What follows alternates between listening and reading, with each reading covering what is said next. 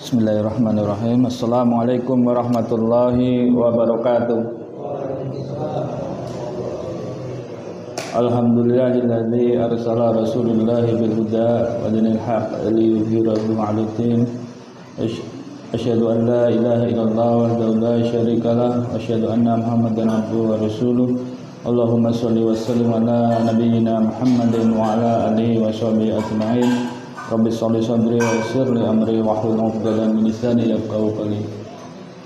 Tidak lupa kita henti-hentinya kita wajib bersyukur kepada Allah Subhanahu wa taala yang sampai pada saat ini kita masih diberikan nikmat kesehatan, terutama nikmat iman Islam, sehingga pada hari ini kita masih dimudahkan, diringankan langkah kita untuk melangkah ke Masjid Allah untuk senantiasa beribadah kepada Allah Subhanahu wa taala, yang insyaallah dengan sholat subuh berjamaah pahalanya luar biasa, dan semoga Allah senantiasa menjadikan kita menjadi iman yang insan yang senantiasa beriman, bertakwa, serta senantiasa istiqomah di jalannya. Amin amin ya rabbal alamin. Salawat serta salam tidak lupa kita haturkan kepada junjungan kita Nabi Agung Nabi besar Muhammad sallallahu alaihi wasallam, kepada para keluarganya, para sahabatnya, dan kepada kita semua insyaallah yang nanti di yaumul akhir kita mengharapkan syafaat beliau. Semoga kita nanti di yaumul akhir bersama-sama mendapatkan syafaat Nabi besar Muhammad sallallahu alaihi wasallam. Amin amin ya rabbal alamin. Terima kasih kepada Divisi DKM Bagian Pendidikan Ustaz Hadi yang siang waktu gerimis telepon saya, katanya saya suruh ngisi gitu. Sebenarnya ini bukan bagian saya Pak ya. Iya, jadi tadi yang disampaikan Pak Hadi sebenarnya ini materi lama. Tapi dengan seperti ini semoga kita menjadi lebih baik lagi dan menjadikan keimanan kita menjadi lebih bertambah dan menjadi istiqomah. Yang saya hormati kepada Ketua DKM Bapak Parwan Hidayat, semoga beliau senantiasa diberikan kesehatan, istiqomah dalam menjalankan syariat-syariatnya, dan kepada Dewan Penasehat Ustaz Daya, kepada para ustaz dan ustazah dan semuanya, serta pada seluruh jamaah Masjid Al-Hakim yang semoga Allah senantiasa merahmati kita semua. Amin ya rabbal alamin. Jadi pada pertemuan pertama saya telah membahas mengenai membangun rumah di surga. Jadi saya ulang sedikit bahwa membangun rumah di surga itu memang tantangannya itu sampai akhir ya, sampai hayat. Jadi karena kita harus tantangannya itu dengan hawa nafsu gitu. Berbeda ketika kita membangun rumah di dunia ini, kita tantangannya ya materi dan hawa nafsu juga sebenarnya. Bagaimana kita akan menjadikan rumah itu sesuai dengan harapan dan keinginan kita.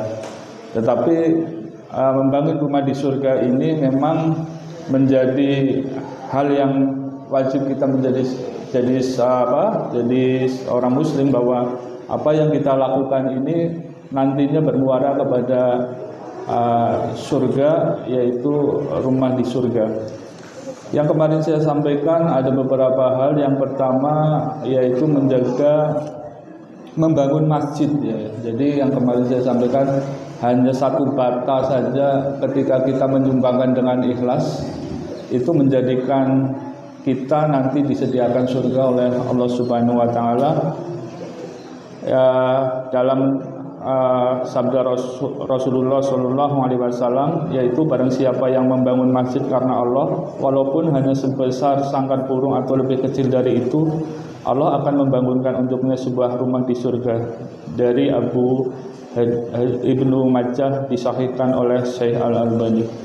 Jadi memang luar biasa ketika kita didasari dengan keikhlasan. Kemarin kita masih ingat bahwa yang disampaikan Ustaz Farhan, bahwa apa yang kita lakukan itu didasari dengan segala bentuk niat yang baik. itu akan dicatatkan oleh Allah Subhanahu wa taala menjadi pahala yang luar biasa. Jadi ketika kita melakukan upaya seumpama kita mendonasikan suatu hal atau materi pada masjid ini dengan dasar niat yang ikhlas, insya Allah kita menjadikan insan yang dijanjikan surga oleh Allah Subhanahu wa taala. Yang kedua kemarin saya bahas yaitu menjaga sholat duha dan qobliyah zuhur. Jadi ini amalan-amalan yang setiap hari kita temui, dan waktunya ini setiap hari kita bisa lakukan ya. Jadi sholat duha ini biasanya sih ketika kita bekerja biasa menyempatkan dua rakaat atau 4 rakaat, biasanya ada di awal, ada yang biasanya jam 10 atau biasanya ada yang mendekati jam 11 biasanya. Tapi ada beberapa ulama yang menyatakan ketika kita bekerja, dan bekerja itu adalah suatu kewajiban yang menjadikan kewajiban itu sebenarnya tanggung jawab mutlak gitu. Jadi alangkah baiknya sholat duha itu dilakukan di awal gitu. Jadi ketika waktunya bekerja ya bekerja gitu, tapi tidak melakukan sholat duha. Ada yang menyampaikan ulama seperti itu. Tetapi itu bisa dilakukan sesuai dengan waktu yang bisa disesuaikan waktunya gitu, sehingga tidak menyita waktu yang menjadi tugas pokoknya gitu. Yang selanjutnya adalah qobliyah gitu, sholat qobliyah dan menjaga sholat sunnah rawatib 12 rakaat. Banyak sekali ulama yang menyatakan bahwa sholat qobliyah rawatib itu menjadikan amalan yang setelah sholat wajib gitu. Karena sholat rawatib 12 rakaat ini kalau yang dilakukan secara terus menerus, ini pahalanya luar biasa. Karena sholat rawatib ini menambal atau menyempurnakan sholat-sholat wajib yang telah kita lakukan. Kita masih ingat bahwa ketika kita sholat itu pasti setan mengganggu ya. Ada soal namanya ketika kita sholat itu ada setan khansab ya, yang kesehariannya itu mengganggu ketika orang sholat. Kita ketika sholat itu biasanya ada perasaan kadang-kala cemas, kadang-kala lupa pekerjaan, kadang-kala lupa mungkin ketika bawa motor di luar kuncinya di mana gitu. Ketika kadang-kala kita pengen buang air kecil atau air besar, ini adalah bentuk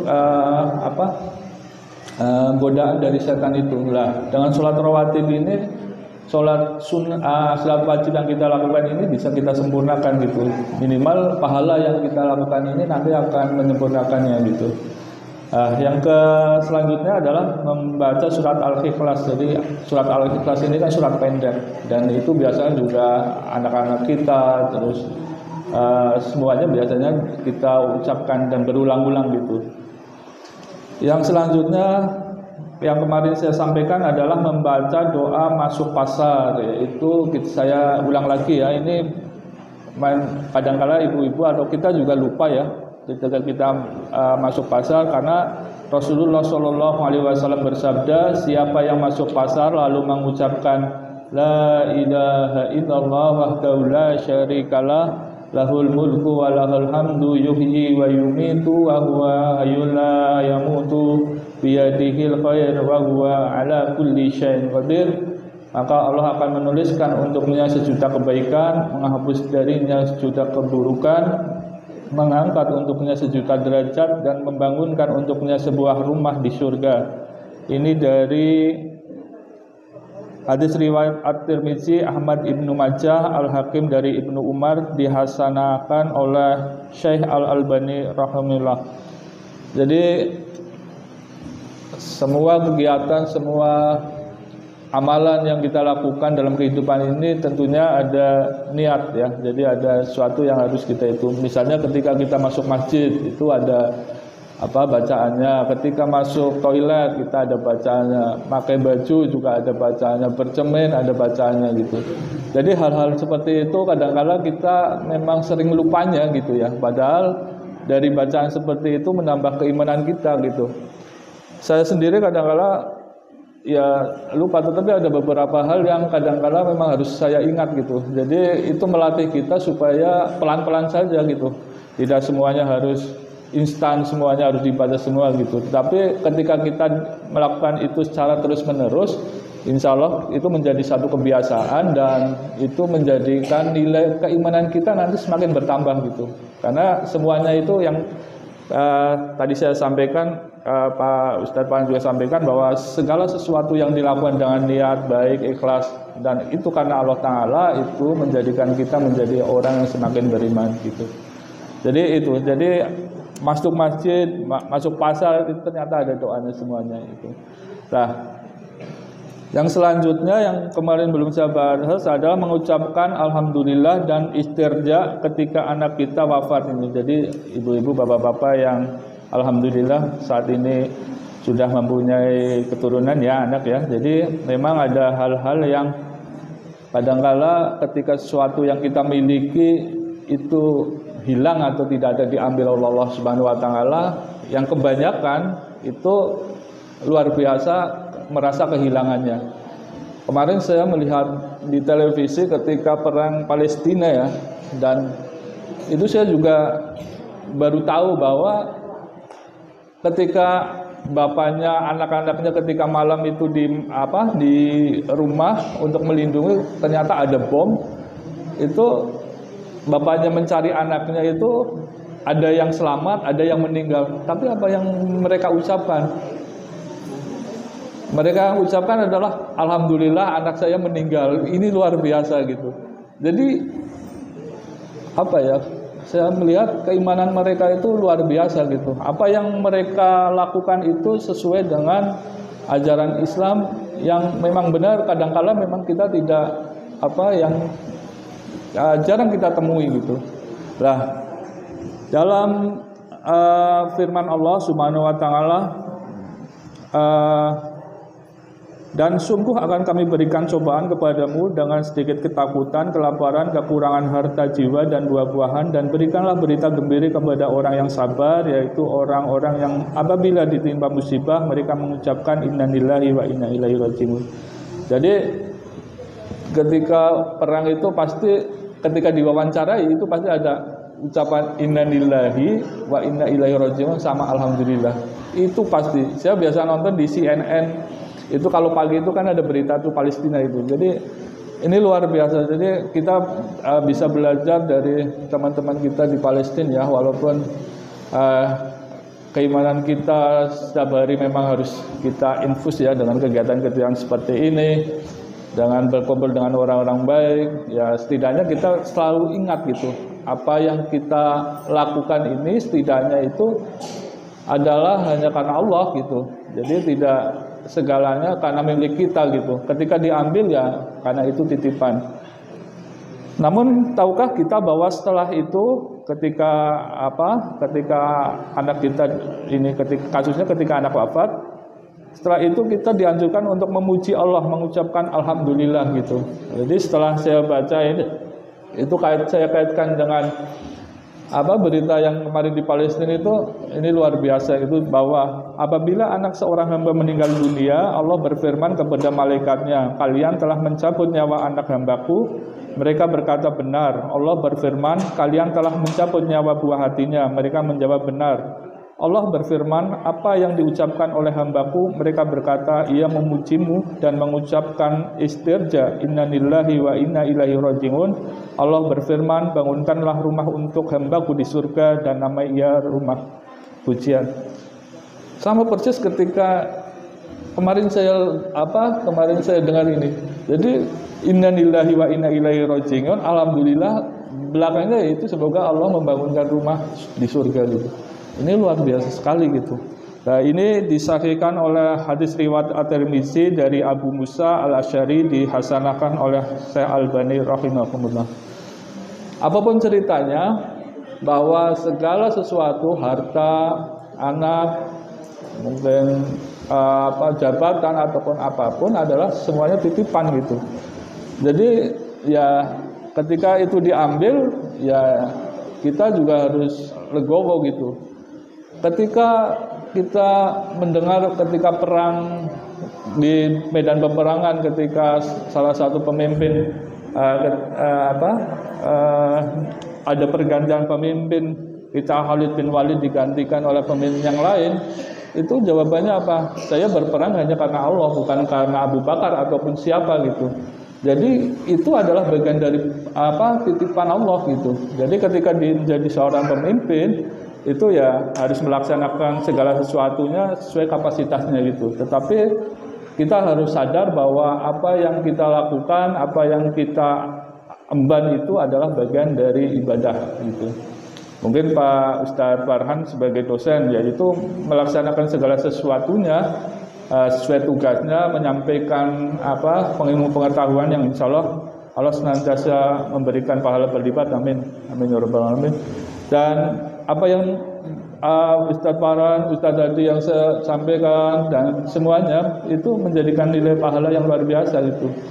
Dan kalau kita berulang bahwa diniatkan hanya karena Allah, ini menjadikan kita itu nanti mendapatkan surga Allah Subhanahu wa taala dan disiapkan rumah-rumah di surga. Terus yang selanjutnya itu adalah bergaul dengan akhlak yang mulia. Akhlak yang mulia ini ya kalau kita mencontohkan ya Rasulullah Shallallahu Alaihi Wasallam.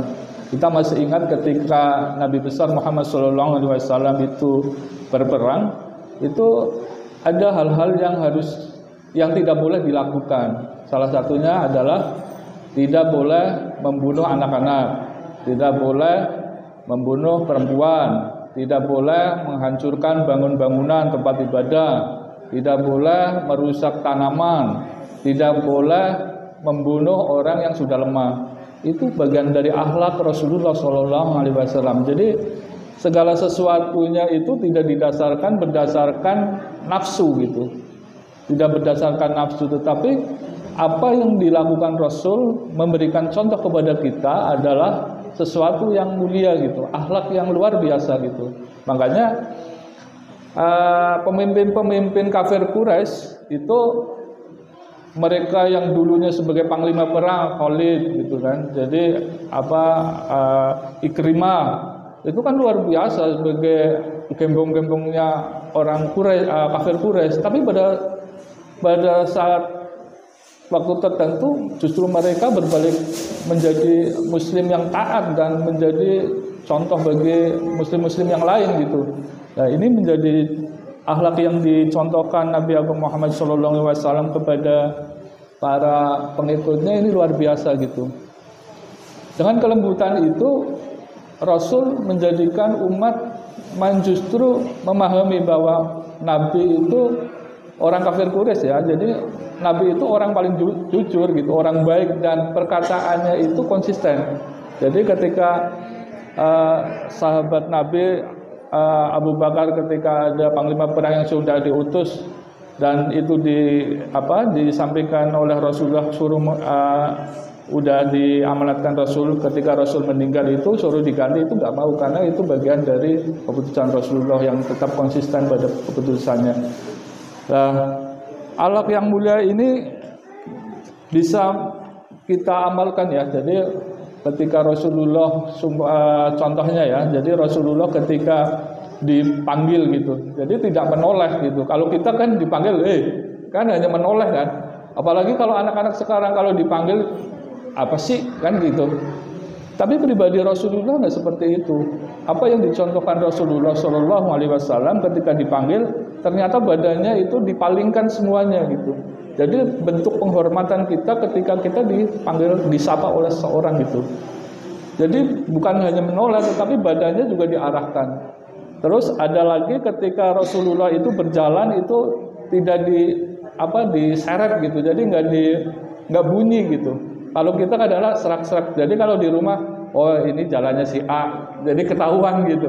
Rasulullah mencontohkan segala sesuatunya dengan luar biasa, dengan akhlak yang mulia. Terus ketika Rasulullah Shallallahu Alaihi Wasallam memanggil nama itu adalah nama yang terbaik gitu. Ini sebagai contoh saja. Ketika dulu saya waktu SMA ya, jadi waktu SMA itu kan rasanya anak-anak itu kan kalau satu main itu kan udah deket banget ya. Jadi semoga Allah mengampuni ya dosa-dosa kita. Jadi ketika dulu kita manggilnya itu bukan nama kita, Pak, Bu. Jadi saya masih ingat. Jadi yang dipanggil itu adalah nama bapak kita gitu. Jadi contoh nama bapak saya almarhum itu Pak Soleh gitu ya. Ya saya dipanggilnya Pak Soleh. Kalau yang lain namanya sumama Pak Hadi, sumama bapaknya, ini diundangnya Hadi gitu. Nah ini ternyata ajaran yang disampaikan Rasulullah SAW ini tidak memperbolehkan itu. Jadi nama yang sesungguhnya dan harus nama baik. Makanya ketika kita mempunyai anak, kita wajib memberikan nama yang baik, yang indah gitu. Sehingga ini menjadikan seorang seorang muslim yang baik itu ya. Jadi akhlak Rasulullah ini luar biasa ini ya, kita bisa mencontohnya ya. Jadi seumpama ada lagi ketika kita berjabat tangan.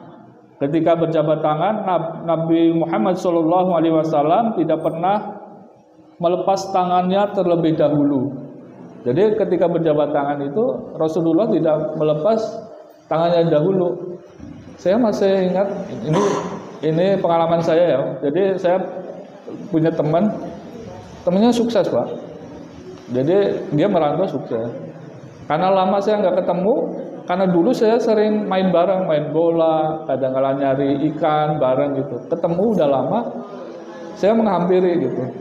Ketika saya mau masuk, tangannya didorong. Saya dalam hati saya udah tahu gitu bahwa saya nggak boleh ke depan gitu. Akhirnya saya juga mundur gitu. Ternyata hal-hal seperti itu juga dilarang gitu. Jadi Rasulullah tidak mencontohkan hal semacam itu gitu. Jadi ya ketika kita bersalaman ada adabnya, ketika kita berbicara, ketika kita memanggil, kita berjalan, itu memang benar-benar ada akhlak yang harus kita toladani dari Rasulullah SAW. Ada lagi ketika ada orang melucu gitu. Jadi kalau sekarang kan ada stand up yang orientasinya orang itu tertawa terbahak-bahak ya. Jadi kalau Rasulullah SAW ketika ada orang yang ngelawak atau lucu itu dia tersenyum, Pak. Jadi nggak tertawa terbahak-bahak gitu. Jadi itu karena akan mematikan hati. Jadi hatinya akan keras kalau orang tertawa terlalu terbahak-bahak. Itu yang kadang-kala kita tidak sadari. Kita ngelihat Kompas TV gitu, kita melihat Indosiar, kita melihat yang lainnya gitu. Ketika kita tertawa terbahak-bahak tanpa kita sadari itu ternyata tidak diperbolehkan dan itu luar biasa efeknya ke hati kita gitu. Rasulullah tidak terbiasa melakukan itu, dia hanya tersenyum, dia bahagia, dia tersenyum gitu. Nah, akhlak-akhlak yang seperti itu yang kadang-kala di kehidupan kita sehari-hari itu kadang-kala terabaikan. Kepada guru misalnya, kadang-kala kita belum sepenuhnya bisa menghormati, tetapi kita senantiasa berusaha kepada guru-guru kita yang telah memberikan ilmu, perhatian, dan mengarahkan senantiasa kebaikan. Kita harus bisa memahami itu dan senantiasa mendoakan gitu bahwa apa yang beliau sampaikan kepada kita menjadi bagian pahala yang berlipat. Amin amin ya rabbal alamin.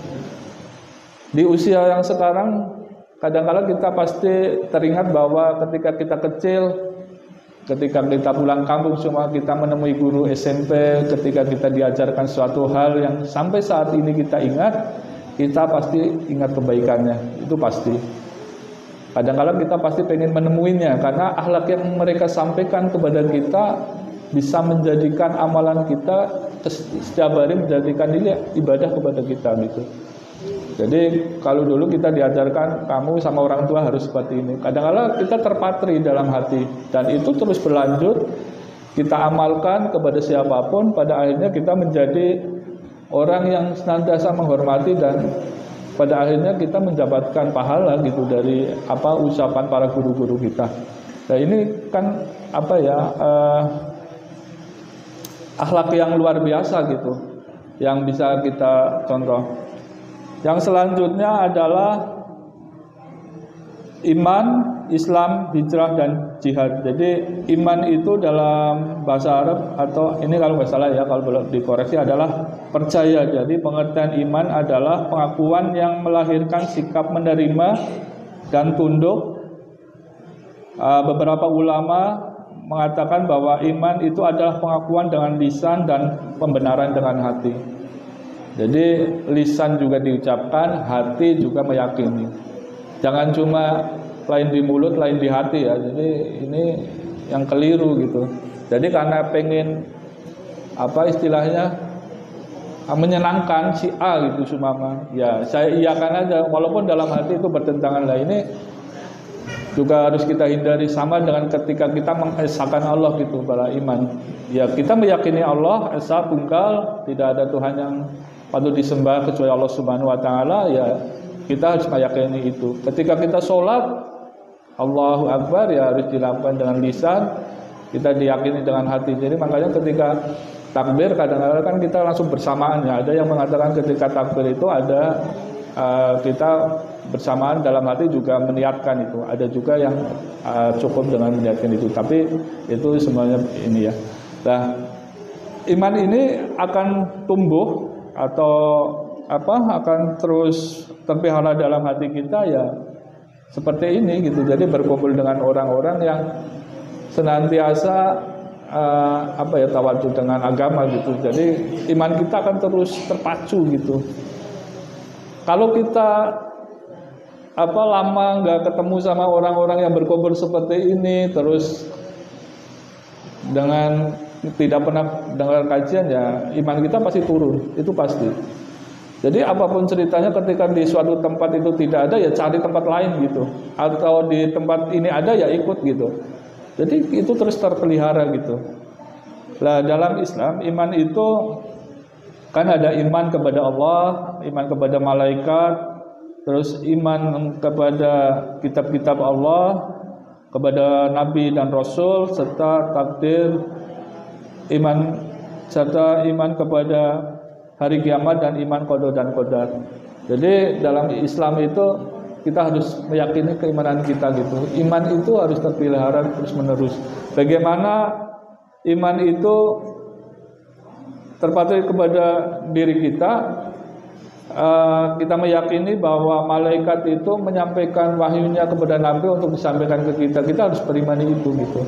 Ada iman kepada Nabi dan Rasul. Jadi Nabi dan Rasul diutus oleh Allah Subhanahu wa taala untuk menyampaikan risalah-risalahnya kepada kita menuju jalan yang benar. Terus ada iman kepada qada dan qadar. Nah, ini qada dan qadar ini ya kayak takdir ya, ada itu qada dan qadar dikenal dengan istilah takdir, yaitu ketetapan yang sudah diputuskan oleh Allah. Jadi ada takdir mu'allaq, terus ada jadi apa yang kita lakukan itu ya memang harus didasari dengan keimanan itu. Nah, selanjutnya hijrah. Jadi hijrah itu kan memang ada orang mengatakan kadang-kala ada orang yang berubah gitu. Jadi kamu sudah hijrah ya. Nah, ini bisa diartikan hijrah itu ada perpindahan dari tempat satu ke tempat yang lain. Ketika Rasul dari Mekah dalam berdakwah 10 tahun baru kemudian pindah, itu hijrah. Jadi hijrah tempat, dari tempat yang tidak baik menjadi tempat yang terbaik. Ada yang hijrah ketika yang dulunya suka main kemana meninggalkan sholat, baru kemudian dia hijrah. Ketika main ke suatu tempat ataupun yang lainnya, ketika mendengar azan dia langsung sholat. Itu juga bagian dari hijrah. Jadi tidak diartikan bahwa segala sesuatu hijrah itu langsung instan semuanya berubah, bukan seperti itu. Tetapi apa yang kita lakukan itu pelan-pelan, yang kita yakini benar dari keburukan menjadi lebih baik, itu ya bagian dari hijrah gitu. Jadi kadang-kala juga orang juga salah menafsirkan. Jadi kadang-kala kamu sekarang kok kayak gini, hijrah ya kamu ya. Tapi dengan kata-kata yang kadang-kala kayak mungkin sindiran atau apa gitu. Padahal esensinya bahwa kita ini pengen menjadi bagian orang yang jauh lebih baik. Ya hijrah ini gitu. Yang dulunya sholatnya bolong-bolong, umpama. Ya kita hijrah, kita sholat. Yang dulunya nggak pernah jamaah, kita jamaah. Sholat rawatib, kita usahakan itu gitu. Pelan-pelan saja gitu. Ada ustadz menyampaikan ketika kamu hijrah langsung dari titik nol sampai hijrah itu kadang-kala menjadi persoalan gitu, karena segala sesuatu harus ditata gitu. Diri kita juga harus menata, kedepannya kita masih hidup, kita masih punya segala sesuatu. Jadi hijrah itu intinya bahwa dari sesuatu yang tidak baik menjadi yang baik, itu bagian dari hijrah. Jadi tidak bisa diartikan bahwa hijrah itu total semuanya, enggak. Tapi kita pelan-pelan saja gitu. Dan arahnya adalah bermuaranya kepada Allah Subhanahu wa taala menuju kebaikan. Terus yang selanjutnya adalah jihad. Jadi jihad itu saya masih ingat kemarin Ustadz Farad menyampaikan ketika kita bekerja dengan niat itu juga bagian dari niat yang mulia, ya jihad karena kita mencari rezeki karena Allah Taala. Ketika kita diwafatkan, jihad itu ya imbalannya insya Allah surga. Karena masih ingat ketika ada cerita sahabat Nabi ketika mau berdagang ke Syam. Kalau zaman dulu kan Syam itu paling maju ya. Ketika di jalan itu dirampok itu dia mempertahankan hartanya, Pak. Jadi mempertahankan hartanya itu juga bagian dari jihad. Selama harta itu adalah harta yang baik gitu. Nah, segala sesuatu yang kita niatkan, segala yang kita lakukan itu bagian dari jihad. Kalau dulu zaman Rasulullah itu jihadnya perang gitu, karena memang Rasulullah juga dulu beliau itu kan dulu perang. Jadi mereka diwajibkan. Kalau mereka yang tidak berperang itu karena ada sesuatu yang menghalangi gitu, mungkin sakit atau ada sesuatu yang tidak bisa ditinggalkan gitu. Ada juga orang yang nggak mau jihad ya karena mereka leha-leha aja gitu. Ketika mereka mau berperang mereka nggak mau. Tapi ketika selesai perang menang ya dia bicaranya juga nggak itu. Nah itu yang bukan bagian dari segala sesuatu yang diridhoi oleh Allah. Jadi jihad itu adalah segala sesuatu yang kita dasarnya karena Allah dalam hal kebaikan. Kalau di zaman sekarang ya kita bekerja, ada yang mengajar, ada yang menjadi petani, ada yang segala sesuatu karena Allah Ta'ala, ya itu bagian dari jihad. Insya Allah ketika ada segala sesuatunya ya imbalannya surga insya Allah. Jadi yang selanjutnya ini ada ke masjid waktu subuh. Jadi ini juga bagian kita untuk menyiapkan rumah tempat tinggal di surga, karena Rasulullah Shallallahu Alaihi Wasallam bersabda, siapa ke masjid waktu subuh dan malam hari, maka Allah menyiapkan baginya tempat tinggal di surga setiap kali ia berangkat. Masya Allah. Jadi semoga Allah mencatatkan kita menjadi insan yang nantinya mendapatkan rumah di surga, karena tadi kita berjamaah ya, insya Allah, amin amin ya rabbal alamin. Dan ada tadi menyambung dan menutup celah dalam soft sholat. Ini soft sholat itu kemarin sudah disampaikan Ustadz Indar ya, udah lengkap semuanya. Ada yang mengunjungi orang sakit. Nah ini mengunjungi orang sakit, kebiasaan kita ya sama muslim itu mengunjungi orang sakit. Ini tuh bagian dari nanti dibangunkan rumah di surga, karena Rasulullah Shallallahu Alaihi Wasallam bersabda, siapa yang mengunjungi orang sakit atau saudaranya seiman, seagama, maka ia diseru oleh orang malaikat, engkau adalah orang baik dan baik pula perjalananmu, dan Allah telah menyiapkan bagimu rumah di surga. Ini diriwayatkan At-Tirmizi dan disahihkan Al-Albani rahimahullah. Masya Allah. Jadi segala sesuatu yang kita lakukan itu insya Allah ya. Jadi tanpa kita sadari, kadang-kadang kita juga nggak tahu gitu apa yang kita lakukan. Jadi kebiasaan kadang-kadang kan kamu sholat pagi-pagi subuh, nanti kalau bangun subuh rezekinya mudah. Ternyata dalam Islam itu ada nilai plusnya gitu. Ketika bangun subuh kita sholat subuh ya ada seperti ini. Ketika ada orang sakit tuh dijenguk saudaramu, orang tua menyampaikan itu, ternyata dalam Islam kita juga dibangunkan rumah di surga. Ini Masya Allah. Tanpa kita sadari, Allah Subhanahu wa Ta'ala telah menyiapkan kita rumah-rumah di surga. Semoga kita senantiasa istiqomah dalam hal kebaikan, bisa berhijrah dari keburukan menjadi orang yang jauh lebih baik, mengingat kita usianya yang terus bertambah. Semoga dengan kebaikan ini kita nanti disiapkan Allah rumah di surga. Amin amin ya rabbal alamin. Mungkin itu saja yang saya sampaikan. Mungkin ada hal yang perlu ditambahkan, Ustaz Pak, silakan. Namun dari saya akhiri. Wabillahi taufiq wal hidayah. Assalamualaikum warahmatullahi wabarakatuh. Waalaikumsalam warahmatullahi wabarakatuh.